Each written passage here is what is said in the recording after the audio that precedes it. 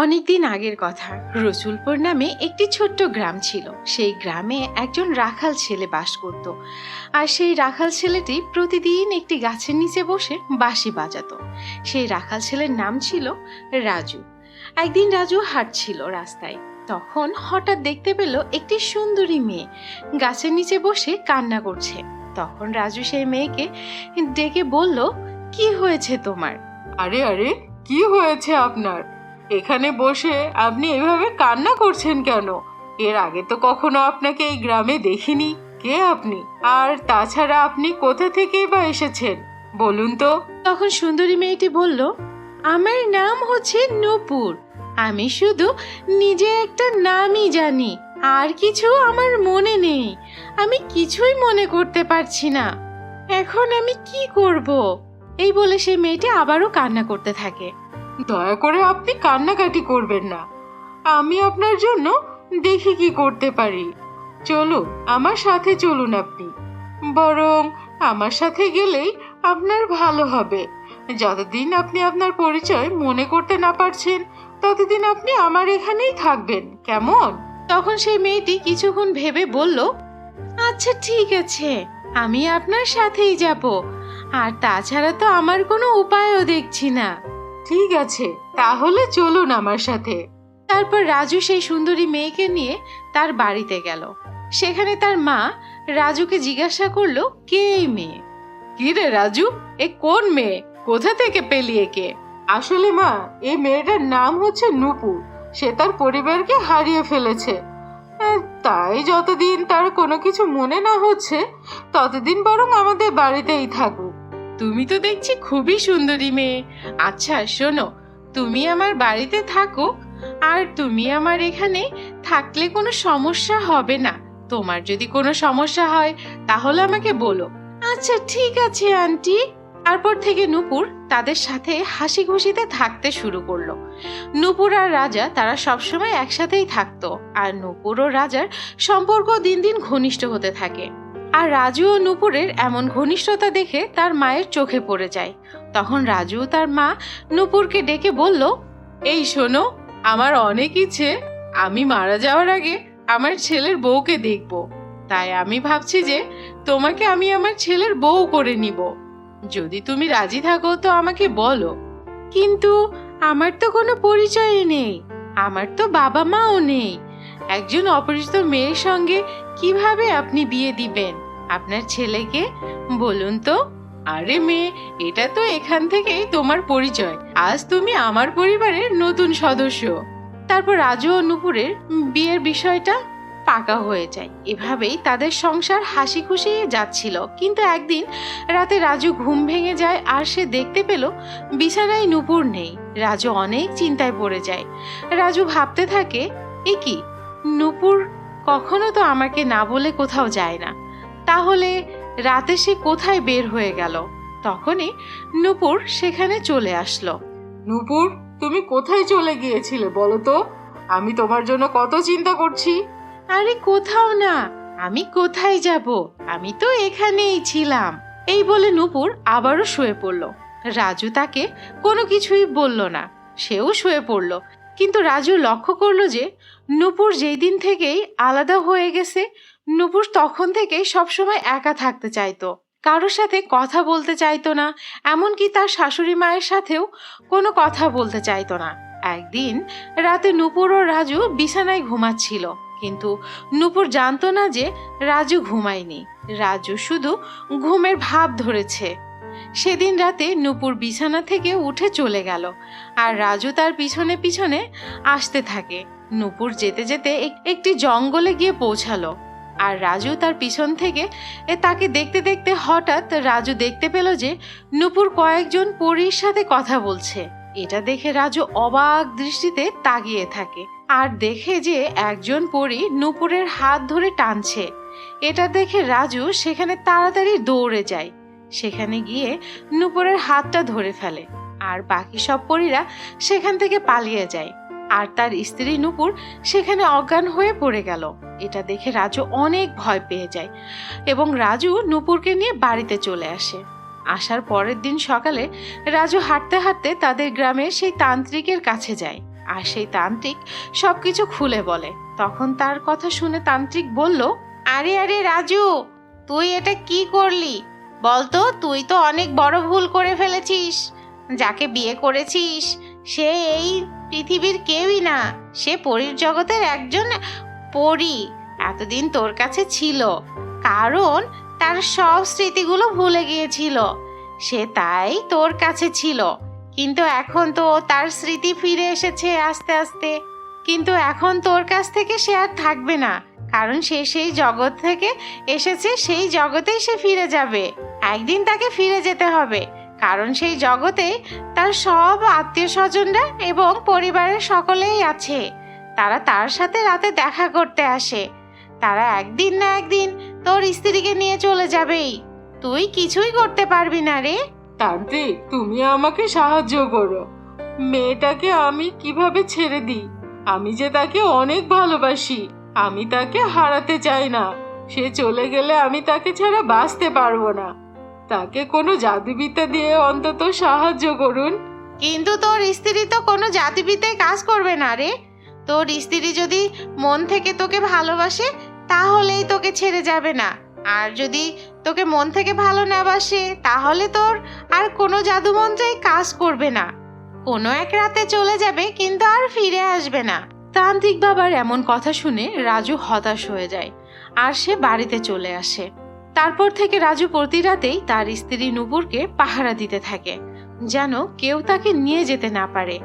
কিন্তু এক রাতে রাজু ঘুমিয়ে পড়েছিল, আর তখনই নূপুর ঘুম থেকে উঠে সেই জঙ্গলে চলে যায়, আর তারপর সেখান থেকে অন্য পরীদের সাথে তার পরীর রাজ্যে ফিরে যায়। পরীর রাজ্যে নূপুরকে ফিরে পেয়ে সবাই অনেক খুশি হয়ে যায়, কিন্তু নূপুর সেই পরীর রাজ্যে গিয়ে বারবার রাজুর কথাই মনে করছিল। এভাবে বেশ কিছুদিন কেটে যায়, কিন্তু নূপুরের মন রাজুর কাছেই যেতে চাইতো।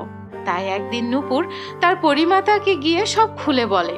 এসব কথা শুনে পরিমাতা অনেক রেগে যায় আর বলে, তুমি কি ভুলে গিয়েছো যে আমাদের এই পরীর রাজ্যে অনেক নিয়ম কানুন আছে? তাহলে তুমি কিভাবে একজন মানুষের সাথে সম্পর্ক করলে? আর শোনো, তুমি যদি দ্বিতীয়বার আবার সেই পৃথিবীতে ফিরে যেতে চাও তাহলে তোমার পরিবারের এবং তোমার পরীর সমস্ত ক্ষমতা হারাতে হবে। তুমি কি রাজি আছো? তারপর পরিমাতার এই কথা শোনার পর নূপুর রাজি হয়ে যায়। তারপর নূপুর পৃথিবীতে ফিরে যায় এবং নূপুর পৃথিবীতে ফিরে আসে তার স্বামী রাজু ও তার শাশুড়ি মাকে নিয়ে অনেক খুশি হয়ে যায়। তারা তাদেরকে নিয়ে একসাথে সুখে শান্তিতে জীবন কাটাতে থাকে। তো বন্ধুরা, এই গল্পটা যদি ভালো লেগে থাকে তাহলে এই চ্যানেলটিতে তাড়াতাড়ি লাইক দাও এবং সাবস্ক্রাইব করে কমেন্ট করে জানাও গল্পটি কেমন লাগলো তোমাদের। তো বন্ধুরা, বিদায়। রাজকুমারীর জাদুর 3 ফুলের লেহেঙ্গা। অনেক দিন আগের কথা, একটা রঙিন রাজ্যে জন্ম নেয় 3 যমজ রাজকন্যা। ওদের নাম ছিল রূপসী, রুদসী ও ক্রন্দসী। তাদের রূপ ছিল অপূর্ব, কিন্তু স্বভাব ছিল সম্পূর্ণ আলাদা। রূপসী ছিল সাহসী, রুদসী ছিল দয়ালু, আর ক্রন্দসী ছিল আবেগপ্রবণ। একদিন রাজ্যে ঘোষণা এলো, 3 রাজকন্যাকে একটি পরীক্ষা দিতে হবে। রাজ্যের সবচেয়ে সেরা লেহেঙ্গা তৈরি করতে হবে এমন কিছু ফুল দিয়ে যা সাধারণ ফুলের চেয়ে আলাদা। যেই রাজকন্যা এই পরীক্ষায় সফল হবে সেই রাজ্যের ভবিষ্যৎ রানী হবে। 3 বোন বেরিয়ে পড়লো যাত্রায়। পথে তাদের দেখা হলো 3 জন রাখালের সাথে। ওদের নাম ছিল অরুণ, বিজয় ও চন্দন। ওরা রাজকন্যাকে সাহায্য করতে চাইলো।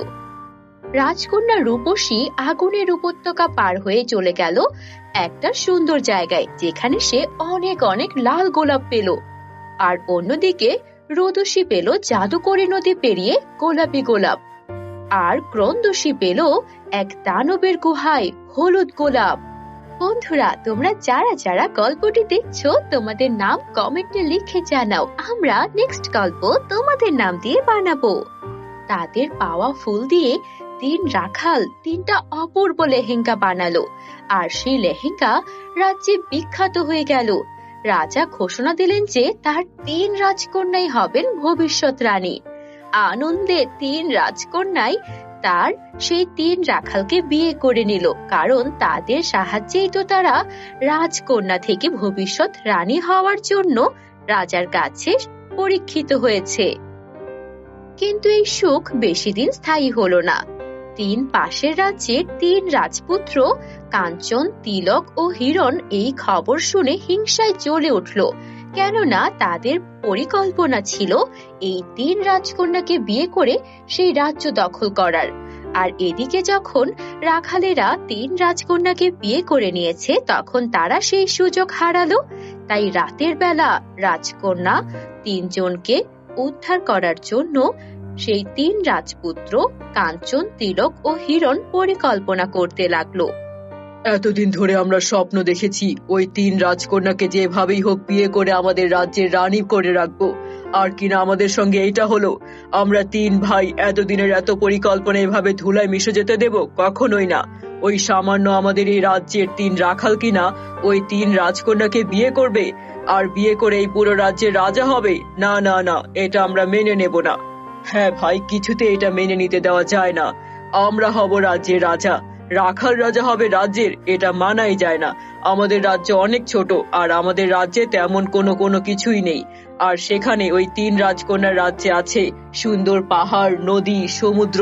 শুধু তাই নয়, ওই 3 অপরূপ সুন্দরী রাজকন্যা যদি আমাদের স্ত্রী হয়, সবাই আমাদের প্রশংসা করবে, আমাদের রাজ্যের শক্তিও বেড়ে যাবে। শুধু তাই নয়, শুনেছি ওই 3 রাজ্যের অনেক শক্তিও আছে ওদের কাছে। ওখানে অনেক হিরে জহরত ধন রত্ন রয়েছে, সব আমরা পেতে চাই। শোনো, যদি সোজা আঙুলে ঘি না ওঠে তাহলে আঙুল বাঁকাতে হয়। আমরা 3 রাজপুত্র হার মানবো না ওই 3 রাখালের কাছে। আমরা এমন কিছু করব যাতে আমরা ওই রাজকন্যাদেরই বন্দি করে ফেলতে পারি, আর তারপর তাদেরকে বিয়ে করতে পারি। আমাদের শক্তি দিয়েই আমরা আমাদের কাজ হাসিল করব। সামান্য 3 রাখালের কাছে আমরা হেরে গেলে আমরা মুখ দেখাবো কি করে? কোনোভাবে এটা সম্ভব নয়। তখন 3 রাজপুত্র কালো জাদু করে 3 রাজকন্যাকে তুলে নিয়ে আসলো আর তাদেরকে বন্দি করে রাখলো। রাজকন্যারা তাদের 3 স্বামীকে ভীষণ ভালোবাসতো। রাখালদের জন্য তাদের মন কেঁদে উঠলো, কেননা তারা কোনোভাবেই অন্য কাউকে স্বামী হিসেবে মেনে নিতে পারবে না। এদিকে 3 রাখালও হার মানল না। বন্ধুরা, তোমরা যারা যারা এতক্ষণ পর্যন্ত গল্পটি দেখেছো, তোমাদের নাম কমেন্টে লিখে জানাও। আমরা নেক্সট গল্প তোমাদের নাম দিয়ে বানাবো। যে করেই হোক আমরা আমাদের রাজকন্যারে উদ্ধার করবো। শোনো, আমরা দরকার হয় 3টা জাদুর লেহেঙ্গা বানামু। ওই 3 জাদুর লেহেঙ্গা দিয়া ওই 3 রাজপুত্রের কালো জাদুরে আমরা ধ্বংস কইরা দিমু। যেমনি হোক, রাজকন্যারা আমাদের স্ত্রী, রাজকন্যারা আমাদের সত্যিকারের ভালোবাসে। আমরা তাদের জন্য সব করতে পারি। সত্যিকারের ভালোবাসার কাছে টাকা পয়সার কোনো মূল্যই নাই। শোনো ভাইরা, আমরা 3 ভাই মিল্লা ওই 3 রাজপুত্রের যেমনি হোক এই রাজ্য ছাড়া করমু, আর আমাদের রানীদের আমাদের বাড়িতে নিয়ে ফিরমু। কি তোমরা আমার সঙ্গে যাবো তো? হ হ ভাই, আমরা যামু। 3 রাজকন্যারে উদ্ধার করমু। রাজকন্যারা আমাদের অনেক ভালোবাসে, তা করে উদ্ধার করা আমাদের কর্তব্য। তার উপরে রাজকন্যারা কখনো নিজের ইচ্ছায় ওই রাজপুত্রদের কাছে যায় নাই। ওনারা আমাদের রাজ্যের রানী হবে ভবিষ্যতের, ওনাদের উদ্ধার করা আমাদের কর্তব্য। তারপর 3 রাখাল বেরিয়ে পড়লো। অরুণ সংগ্রহ করলো সূর্যের আলোয় ফুটে ওঠা গোলাপ, আর বিজয় পেল সমুদ্রের তলায় জন্ম নেওয়া গোলাপ, আর চন্দন পেল চাঁদের আলোয় খেলা করা গোলাপ। আর 3 জাদুকরি গোলাপের লেহেঙ্গা তারা বানালো, আর তারপর সেগুলো পাঠিয়ে দিল রাজকন্যাদের জন্য খুবই সাবধানে। সাথে 3টা চিঠি পাঠিয়ে দিল কিভাবে রাজকন্যারা ওই রাজপুত্রদের বোকা বানাতে পারবে। রাজকন্যারা সেই চিঠি পেয়ে ভীষণ খুশি হলো, আর এক মুহূর্ত দেরি না করে সেই 3 জাদুকরি গোলাপ ফুলের লেহেঙ্গা তারা পরে নিল।